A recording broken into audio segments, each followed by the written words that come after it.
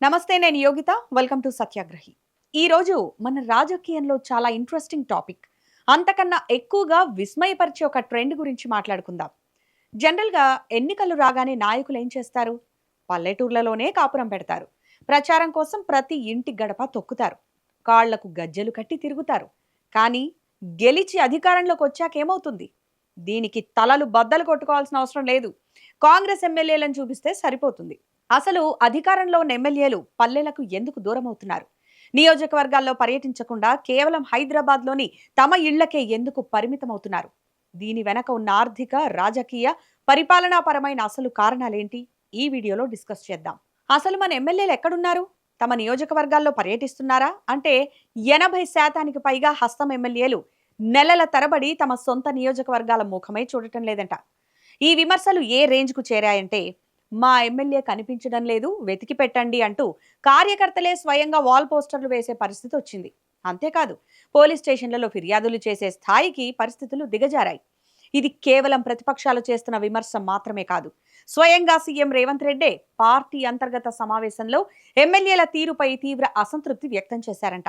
మన ఎమ్మెల్యేలు నియోజకవర్గాల్లో జమీందార్ల మాదిరిగా వ్యవహరిస్తున్నారు, అస్సలు ప్రజలను కలుసుకోవడమే లేదు అని సీఎం ఆక్షేపించినట్లు సమాచారం. సాక్షాత్తు ముఖ్యమంత్రి జమీందారీ పోకడలు అని సంబోధించారంటే ఎమ్మెల్యేలు ప్రజలకు ఎంత దూరమయ్యారో అర్థం చేసుకోవచ్చు. ప్రభుత్వం అమలు చేస్తున్న సంక్షేమ పథకాలను ప్రజల్లోకి తీసుకెళ్లడంలో కూడా ఎమ్మెల్యేలు ఘోరంగా విఫలమవుతున్నారని, కొన్ని చోట్ల ప్రత్యర్థి పార్టీల నేతలతో లోపాయికారి ఒప్పందాలు కుదుర్చుకుంటున్నారని కూడా సీఎం స్థాయిలో చర్చ జరిగిందంటే పరిస్థితి ఎంత తీవ్రంగా ఉందో చూడండి.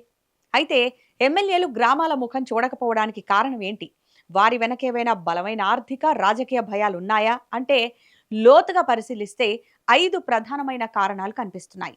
అందులో ఒకటి డీలిమిటేషన్ భయం. రేపు ఉంటుందో ఉండదో తెలియని సీటు కోసం ఇప్పుడెందుకు ఖర్చు అని ఆలోచిస్తున్నారంట ఎమ్మెల్యేలు. ఇది ఎమ్మెల్యేలను తీవ్రంగా వేధిస్తున్న మొదటి అతిపెద్ద అంశం. ఎందుకంటే 2026 జనాభా గణన పూర్తయిన తర్వాత దేశవ్యాప్తంగా డీలిమిటేషన్ జరుగుతుందని కేంద్ర హోంశాఖ ఇప్పటికే స్పష్టం చేసింది. ఈ నిర్ణయం తెలంగాణ ఎమ్మెల్యేలకు నిద్ర లేకుండా చేస్తున్నట్లు తెలుస్తోంది. రేపు డీలిమిటేషన్ ప్రక్రియ మొదలైతే తమ సొంత నియోజకవర్గం ఉంటుందా లేక పక్క సెగ్మెంట్లో కలిసిపోతుందా అన్న ఆందోళన వారిని వెంటాడుతున్నట్లు తెలుస్తోంది. ఒకవేళ నియోజకవర్గం భౌగోళికంగా అలాగే ఉన్నా రిజర్వేషన్ల మార్పుల్లో ఎటుపోతుందో తెలియని అనిశ్చితి నెలకొంది. ఇప్పటికే గత ఎన్నికల్లో గెలవడానికి కోట్లాది రూపాయలు ఖర్చు చేసి ఆర్థికంగా అప్పుల ఊబిలో ఉన్నామని ఓ కాంగ్రెస్ ఎమ్మెల్యే తన బాధను పంచుకున్నారంట. రిజర్వేషన్లు మారితే ఈ సీటు వేరే వర్గానికి వెళ్లిపోతుంది. అసలు రేపు ఉంటుందో లేదో తెలియని స్థానం కోసం ఇప్పుడు డబ్బు, సమయం, శక్తి ఎందుకు వెచ్చించాలి అని మెజారిటీ ఎమ్మెల్యేలు భావిస్తున్నట్లు తెలుస్తోంది. ఈ భయం వల్లనే నియోజకవర్గాలపై ధ్యాస తగ్గించేశారు. ఎమ్మెల్యేలు పల్లెలకు వెళ్లకపోవడానికి రెండో అతిపెద్ద కారణం చేతిలో రూపాయి నిధులు లేకపోవడం. సాధారణంగా నియోజకవర్గ అభివృద్ధి కార్యక్రమం కింద బడ్జెట్లో ఒక్కో ఎమ్మెల్యేకు 5 కోట్లు కేటాయించారు. కానీ ఆ నిధుల విడుదలలో తీవ్ర జాప్యం జరుగుతోంది. ఎమ్మెల్యేలు తమ నియోజకవర్గాల్లో చిన్న పని చేయించాలన్నా నిధులు దొరకడం లేదు. నియోజకవర్గానికి వెళితే ప్రజలు రోడ్లు, డ్రైనేజీలు, అభివృద్ధి పనుల గురించి నిలదీస్తారు. దీంతో వాళ్లకు సమాధానం చెప్పలేక నిధులివ్వని ప్రభుత్వాన్ని తిట్టుకుంటూ తమ నియోజకవర్గాలకు వెళ్లడమే మానేశారంట ఎమ్మెల్యేలు. హక్కుగా రావాల్సిన సిడిపి నిధులు రాక సీఎం దయాదాక్షిణ్యాలపై ఆధారపడే ప్రత్యేక అభివృద్ధి నిధి కోసం ఎమ్మెల్యేలు ఎదురు చూడాల్సి వస్తోంది. ఇంకో దారుణం ఏంటంటే, నిధుల కోసం బతిమిలాడితే 50 లక్షలు, కోటి రూపాయలు ఇవ్వడమే గగనంగా ఉందట. తీరా పనులు చేశాక బిల్లులు రాక సతమతమవుతున్నారు. ఈ విషయంలో కాంగ్రెస్ సీనియర్ నాయకుడు ఎమ్మెల్యే కోమటిరెడ్డి రాజగోపాల్ రెడ్డి బహిరంగంగానే తమ ఆవేదనను వెళ్లగక్కారు. మంత్రుల నియోజకవర్గాలకు మాత్రమే బిల్లులు వస్తున్నాయి, మిగతా ఎమ్మెల్యేల నియోజకవర్గాలకు నిధులు ఇవ్వడం లేదని ఆయన సంచలన ఆరోపణలు చేశారు. జడ్చర్ల ఎమ్మెల్యే అనిరుద్ రెడ్డి కూడా దీనికి మద్దతు తెలపడం పార్టీలో ఉన్న నిధుల కొరతకు నిదర్శనం. పోనీ నిధుల సమస్య ఉంది కదా అని నేరుగా ముఖ్యమంత్రిని కలిసి చెప్పుకుందామన్నా చాలా మంది ఎమ్మెల్యేలకు ఆ అవకాశం దక్కడం లేదు. బాన్సువాడ ఎమ్మెల్యే పోచారం శ్రీనివాస్ రెడ్డి ఇటీవల ఒక వ్యాఖ్య చేశారు.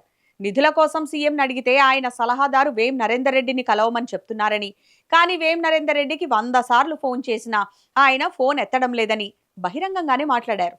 ఈ కామెంట్స్ 100కి 100 పాళ్లు నిజమేనని ఉత్తర తెలంగాణకు చెందిన పలువురు ఎమ్మెల్యేలు కూడా అంగీకరిస్తున్నారు. సీఎం రేవంత్ రెడ్డి అపాయింట్మెంట్ దొరకట్లేదని వాపోతున్నారు.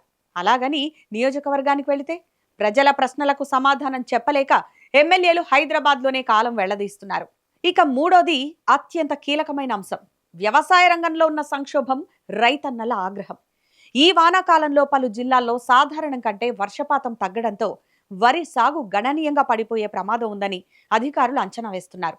ఎల్నినో ప్రభావం, ధాన్యం కొనుగోళ్లలో జాప్యం, సాగునీటి ఇబ్బందులతో రైతులు తీవ్ర ఆగ్రహంతో ఉన్నారు. దక్షిణ తెలంగాణకు చెందిన ఒక ఎమ్మెల్యే చెప్పిన దాని ప్రకారం తాము గ్రామంలో అడుగు పెట్టగానే రైతులు ముందుగా తమ ధాన్యం నిల్వలనే చూపిస్తూ నిలదీస్తున్నారు. హామీలేమయ్యాయి, కొనుగోళ్లు ఎప్పుడు పూర్తి చేస్తారని ఆగ్రహం వ్యక్తం చేస్తున్నారు. గ్రామానికి వెళితే నిరసనలు, నిలదీతలు తప్పవన్న భయంతోనే చాలా మంది ఎమ్మెల్యేలు పల్లెల వైపు కన్నెత్తి చూడటానికి జంకుతున్నారు. ఇక చివరిది అత్యంత ఆశ్చర్యకరమైన కారణం నియోజకవర్గ పర్యటనల ఖర్చు.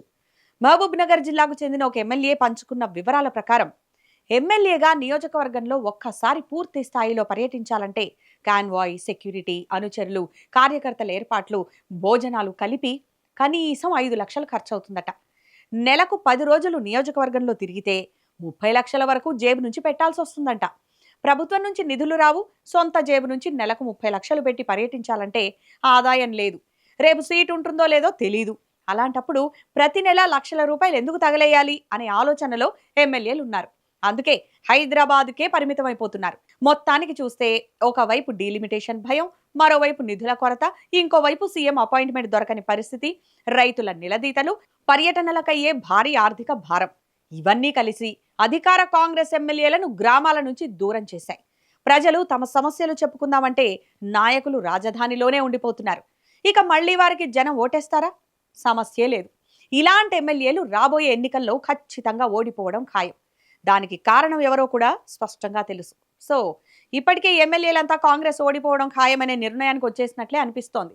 మీరేమనుకుంటున్నారు? ఈ వీడియో కింద కామెంట్ సెక్షన్లో తప్పకుండా మాకు తెలియజేయండి. అలాగే ఈ వీడియో నచ్చితే లైక్ చేయండి, షేర్ చేయండి. ఇలాంటి మరిన్ని ఇంట్రెస్టింగ్ అప్డేట్స్ కోసం మా ఛానల్ని సబ్స్క్రైబ్ చేసుకోండి. Thanks for watching.